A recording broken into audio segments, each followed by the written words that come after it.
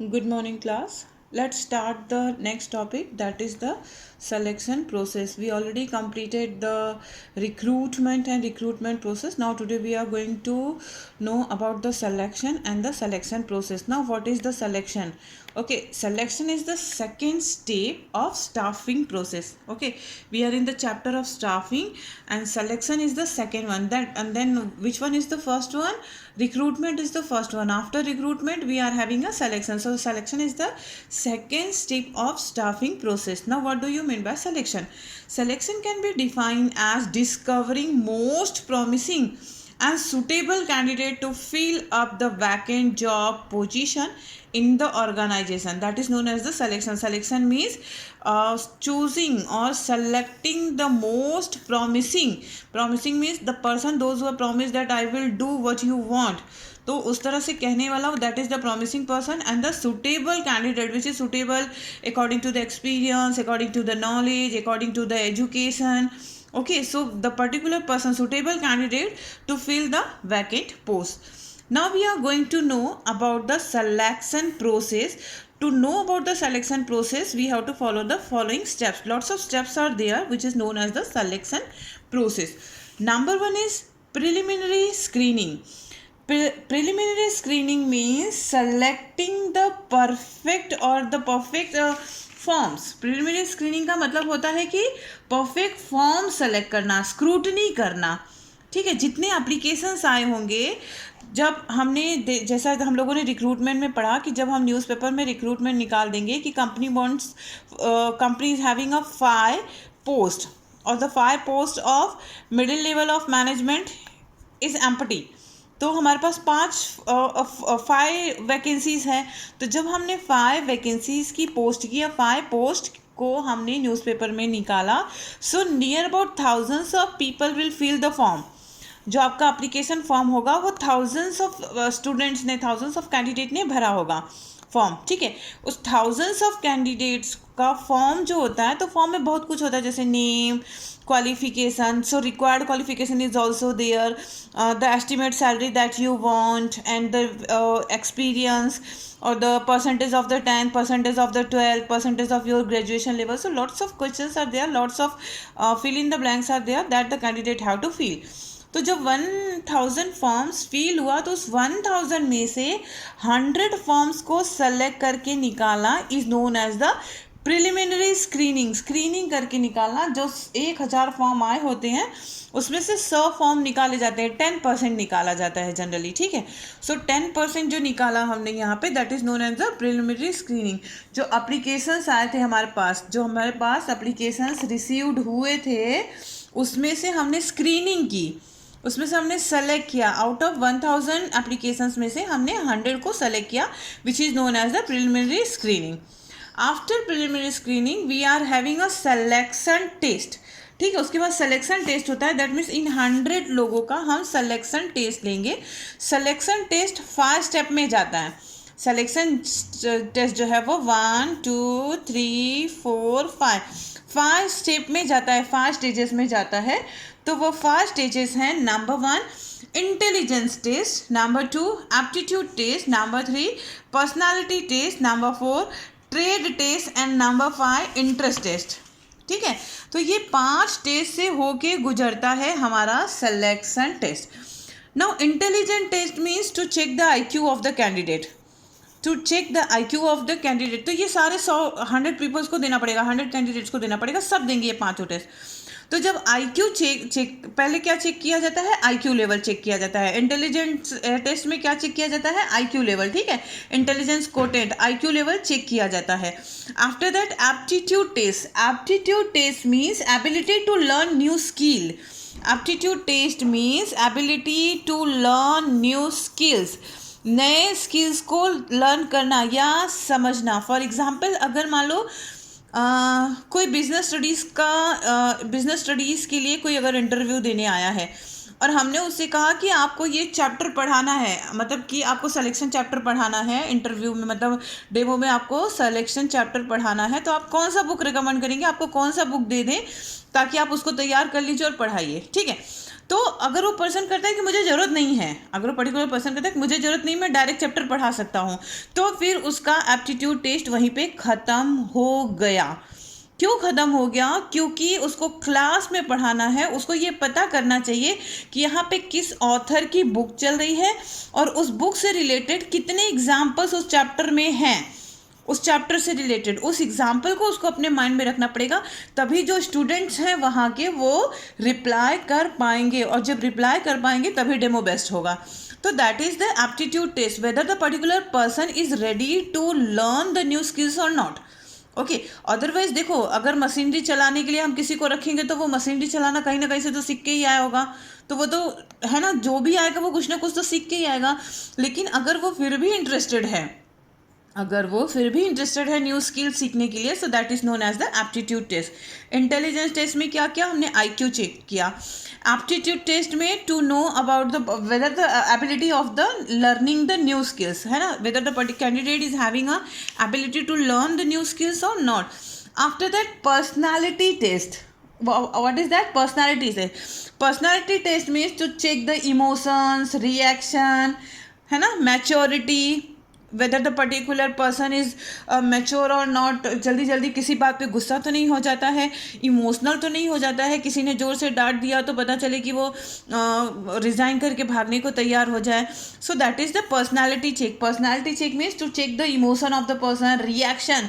अगर कुछ किसी के बारे में, जैसे वो लोग क्या करते हैं पता है, 20-25 लोगों को साथ में बिठा देंगे, आपके साथ में भी बिठा देंगे, कोई आपको कुछ कुछ बोलता जाएगा, तुम्हें पता है यहाँ का मैनेजर ऐसा करता है, यहाँ का प्रिंसिपल ऐसा करता है, यहाँ के टीचर्स ऐसे करते हैं, तो वो क्या करता है, अब वो आप उस मैसेज को कहीं और तो ट्रांसफ़र नहीं कर रहे हैं, या आप उसकी बात सुन रहे हैं या नहीं सुन रहे हैं, ये सब पर्सनालिटी टेस्ट में चेक किया जाता है ना, कि आप उसका क्या रिएक्शन करेंगे।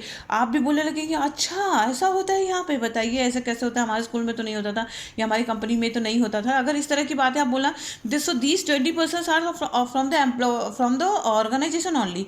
ये 2500 जो 20 यहाँ बैठे, ये टोटल ऑर्गेनाइजेशन के एम्प्लॉयज़ हैं, वो सिर्फ आपकी पर्सनैलिटी टेस्ट चेक करने के लिए आपके साथ बैठे हैं। आपको पता नहीं चलेगा, आपको लगेगा सब आउटसाइडर हैं, और वो इस तरह की बातें जो हैं वो आपका पर्सनैलिटी टेस्ट को चेक करने के लिए आप तक पहुंचाई जा रही है, ठीक है।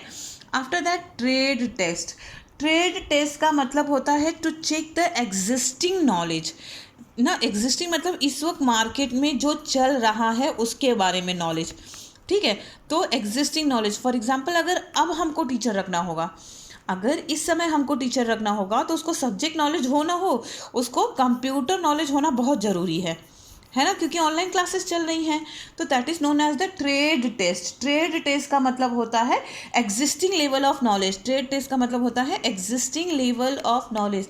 इस वक्त जो एग्जिस्टिंग मार्केट में चल रहा है, जो सिचुएशन मार्केट में चल रहा है, क्या उस हिसाब से नॉलेज है उसके पास कि नहीं है ना। एज आई टोल्ड यू कि अगर एक पर्टिकुलर कैंडिडेट आता है, एक पर्टिकुलर मतलब टीचर आते हैं, अगर वो कहते हैं कि हम 25 साल से पढ़ा रहे हैं, हम 25 साल से पढ़ा रहे हैं, तो उनका एजुकेशन भी 50 साल पुराना होगा, क्योंकि वो खुद 25 साल के हुए होंगे तब तो उन्होंने जो है वो पढ़ाना शुरू किया होगा। तो इसका मतलब उनका education near about 30 to 40 year पुराना है, और आज का आया हुआ कैंडिडेट का एजुकेशन न्यू है, तो ये न्यू पॉलिसी के हिसाब से पढ़ रहा है, वो ओल्ड पॉलिसी के हिसाब से पढ़े होंगे, तो ये डिफरेंस आ जाता है, ठीक है। तो ट्रेड टेस्ट का मतलब होता है to know whether the particular person is having a existing level of knowledge और नॉट, क्या उनको आज के बारे में पता है या नहीं पता है, ठीक है।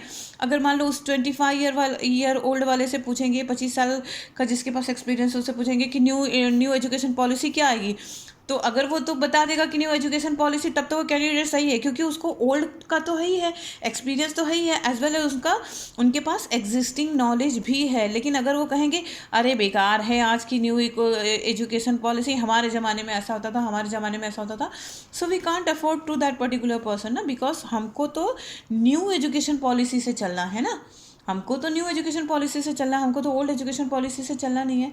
So that is the trade test to know about whether the particular candidate is having the existing level of knowledge और not. After that interest test means whether the particular person will continue और not, क्या वो continue करेगा या नहीं, उसका interest है इस जॉब में, या फिर बस ऐसे ही फील कर दिया था और हमने बुला लिया तो वो आ गया, लाइक दैट वाला ना होने पाए। अगर ऐसा है तो वहीं पे उसको रिजेक्ट कर दिया जाएगा। सो after testing this 5 tests, after giving this 5 tests, the candidate is selected for the interview. Is it? First preliminary screening, जिसमें 1000 फॉर्म में से 100 फॉर्म को हम सेलेक्ट करेंगे, फिर इन 100 को हम सिलेक्शन टेस्ट के लिए ले जाएंगे।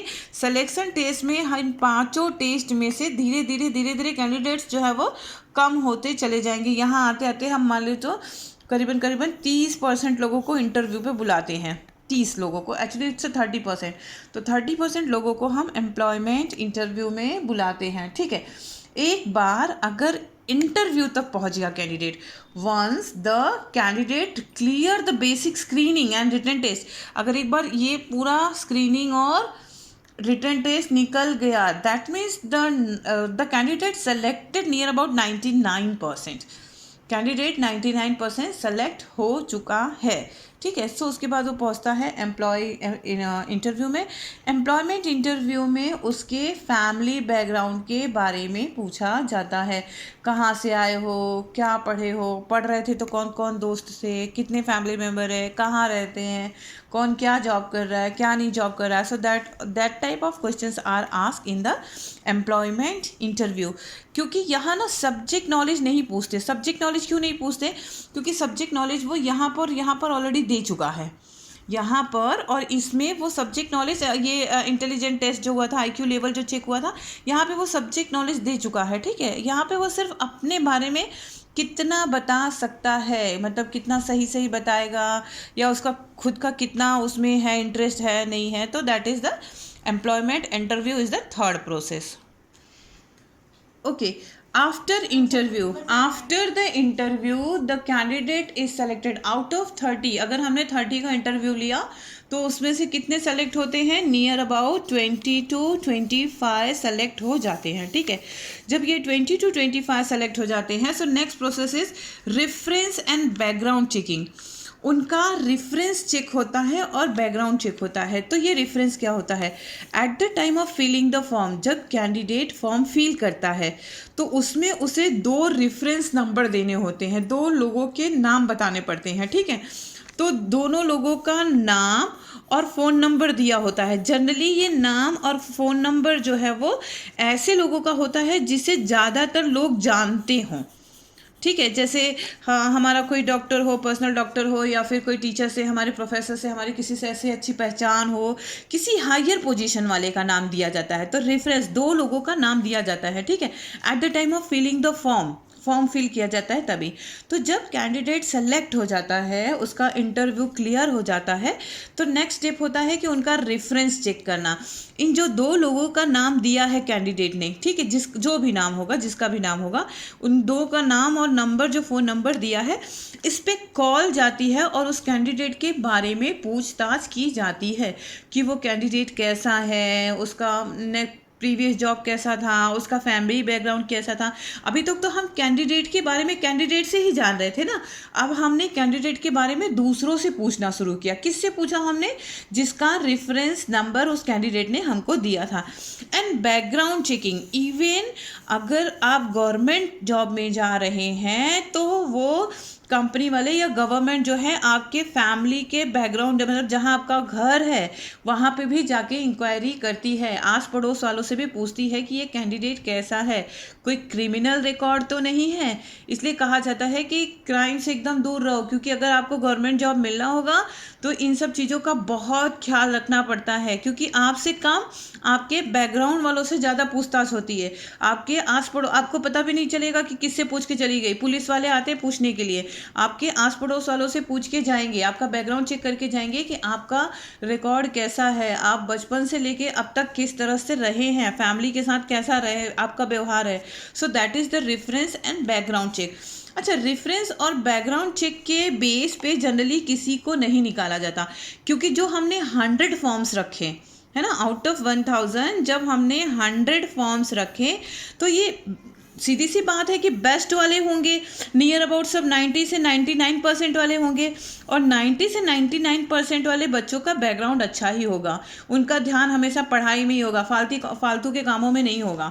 तो उनका रेफरेंस और उनका बैकग्राउंड चेक करने पे किसी को रिजेक्ट नहीं किया जा सकता, क्योंकि जितने को हम सेलेक्ट करते आए हैं, अगर 20% सेलेक्ट हुए, 20 कैंडिडेट सेलेक्ट हुए हैं, तो ज़रूर उनका बैकग्राउंड बहुत अच्छा होगा, तभी वो यहाँ तक 4th स्टेज तक आ पाए हैं।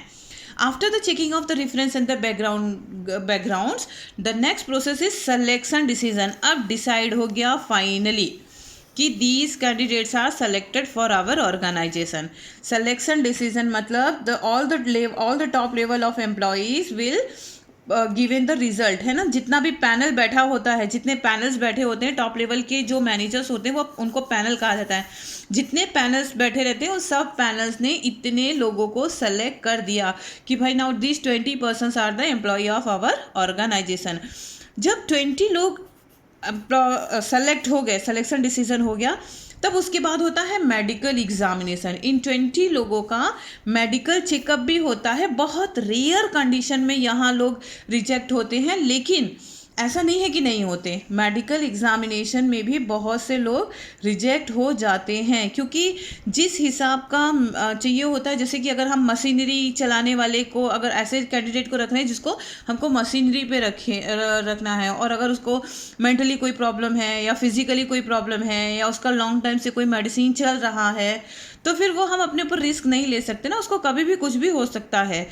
तो मेडिकल एग्जामिनेशन में वैसे कोई रिजेक्ट नहीं किया जाता मेडिकल एग्जाम से, लेकिन ऐसा नहीं है कि कोई रिजेक्ट ही नहीं होता, है ना। अगर है कोई इशू, अगर कोई मेडिकल इशू है, तो कैंडिडेट यहाँ पे भी रिजेक्ट हो सकता है।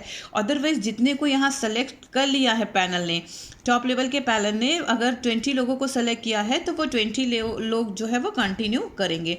तो मेडिकल एग्जामिनेशन होने के बाद अगर मान लो कोई एक रिजेक्ट हो गया, यहाँ हम 90 कैंडिडेट्स को लेकर आ रहे हैं, तो मेडिकल एग्जामिनेशन के बाद इनको जॉब ऑफर कर दी जाती है। That is the job offer. Job offer का मतलब है पूरे 90 के 19 एक ही पोस्ट के लिए तो नहीं होंगे ना, अलग अलग पोस्ट के लिए होंगे। जैसे स्कूल के लेवल पे ले लीजिए तो कोई पीजीटी होगा, कोई टीजीटी होगा, है ना, कोई पीआरटी लेवल का होगा। तो सबको बता दिया जाता है कि आप इस लेवल पे आए हैं, आप इस लेवल पे सेलेक्ट हैं, आप इस लेवल पे सेलेक्ट हैं, तो ये उनको जॉब ऑफर हो जाता है। उनको बता दिया जाता है कि भाई आपका ये जॉब है, आपको ये यहाँ बैठना है, इस ऑफिस में बैठना है, आप इस लेवल पे हैं, आपका टॉप लेवल के मैनेजर ये हैं, आपके लोअर लेवल के मैनेजर ये हैं, like that all this things जो है वो उनको क्लियर कर दिया जाता है कि आप सक्सेसफुली सेलेक्ट कर दिए गए हैं। And after last but not the least is the contract of employ से कॉन्ट्रैक्ट साइन करवाना। ठीक है, एक कॉन्ट्रैक्ट भी होता है कि you are not allowed to leave from the organization before 1 year और 2 ईयर और 3 ईयर और 4 ईयर। तो ये कॉन्ट्रैक्ट होता है कि आप ऑर्गेनाइजेशन को छोड़ नहीं सकते। 1 ईयर तक का आपको कॉन्ट्रैक्ट साइन करना है, 2 ईयर का, 3 ईयर का, या फिर 1 मंथ का भी होता है कि अगर आप छोड़ना भी चाह रहे हैं तो 1 मंथ का नोटिस आपको पहले देना पड़ेगा। 1 मंथ नोटिस दे के ही आप छोड़ सकते हैं। अगर आपको 1 जून से छोड़ना है तो उसके लिए आपको 1 मई में जो है 1 मई को आपको नोटिस दे देना है कि मैं 1 जून से कंटिन्यू नहीं करूँगा या नहीं करूँगी। सो that is the contract of employment. ठीक है, ये एम्प्लॉयमेंट का कॉन्ट्रैक्ट, प्लस उनको वो भी साइन करते हैं कि हम भी उनको निकाल नहीं सकते, ऑर्गेनाइजेशन भी उनको नहीं निकाल सकती। कॉन्ट्रैक्ट दोनों के बीच में होता है, एम्प्लॉय और एम्प्लॉयमेंट दोनों के बीच में। ठीक है, जैसे कि वो छोड़ के नहीं जा सकता, वैसे कंपनी भी कॉन्ट्रैक्ट साइन करती है कि कंपनी भी उन लोगों को निकाल नहीं सकती, और अगर निकालेगी तो 1 मंथ नोटिस दे के निकालती है। अगर निकालेगी भी तो 1 मंथ नोटिस दे के निकालेगी कि अगर कंपनी का मन है कि वो पर्टिकुलर पर्सन जून से ना आए तो 1 मई को ही बता देगी कि भाई आप कहीं और सेलेक्ट कर लीजिए, आप कहीं जाइए और जॉब जो है वो चेंज कर लीजिए, या कहीं और जो है वो अपॉइंटमेंट ले लीजिए, क्योंकि हम आपके अपनी कंपनी में कंटिन्यू नहीं कर सकते। अगर मान लो वो यहाँ 1 मई की बजाय उसको 2 मई को ही मिल गया कहीं जॉब और वो शिफ्ट कर जाता है, तो कंपनी उसे 1 मंथ की सैलरी पे करेगी। ये कॉन्ट्रैक्ट में होता है। तो 1 मंथ बिफोर दोनों को बताना होता है, एम्प्लॉय को भी और एम्प्लॉयर को भी। आई थिंक सो प्रोसेस जो है ये पूरा क्लियर हो गया।